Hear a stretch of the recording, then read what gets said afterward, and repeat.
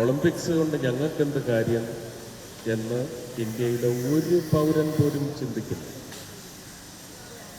ഓരോ പൗരനും ഒളിമ്പിക്സ് ഇന്ത്യയിൽ വരുന്നത് കൊണ്ട് കാര്യമുണ്ട്.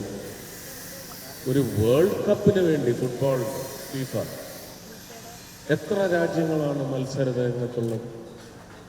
4 വർഷം കഴിഞ്ഞ് നടക്കുന്ന ഫീഫയ്ക്ക് വേണ്ടി എത്ര മത്സരമാണ്? ബിഡിംഗ് ഉണ്ട്, ഇതിന് ചില സാമ്പത്തികമായ ക്രയവിക്രയങ്ങളുണ്ട്.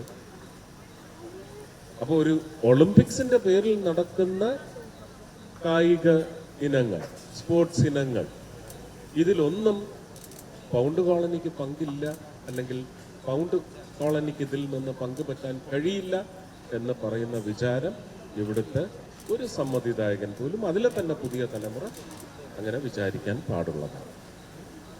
വലിയ ക്രയവിക്രയങ്ങൾ നടക്കുന്ന ഒരു അടുത്ത യുഗത്തിലേക്കുള്ള സാമ്പത്തിക സമാഹരണത്തിനുള്ള ഒരു വലിയ ആയുധമായിട്ടായിരിക്കും ഇന്ത്യയിൽ 36-ൽ, അതുമല്ലെങ്കിൽ 40-ൽ. പ്രധാനമന്ത്രി പറയുന്നു 36-ലേക്കാണ് ശ്രമിക്കുന്നത്. അങ്ങനെ വന്നു കഴിഞ്ഞാൽ തിരുവനന്തപുരം ഇപ്പോഴത്തെ നിലയിൽ സജ്ജമല്ല, ഞങ്ങൾക്ക് സജ്ജമാക്കാൻ സാധിച്ചില്ല എന്ന് പറയുന്ന പ്രഖ്യാപനം കൂടി സംസ്ഥാന അധ്യക്ഷന്റെ സ്വപ്നത്തെ അവഹേളിച്ചുകൊണ്ട് ഇവിടുത്തെ ഒരു മന്ത്രി പറഞ്ഞിട്ടുണ്ടെങ്കിൽ നിങ്ങൾക്ക് അതിനെയാണ് മീറാൻ സാധിക്കേണ്ടത് ഇത്തവണ.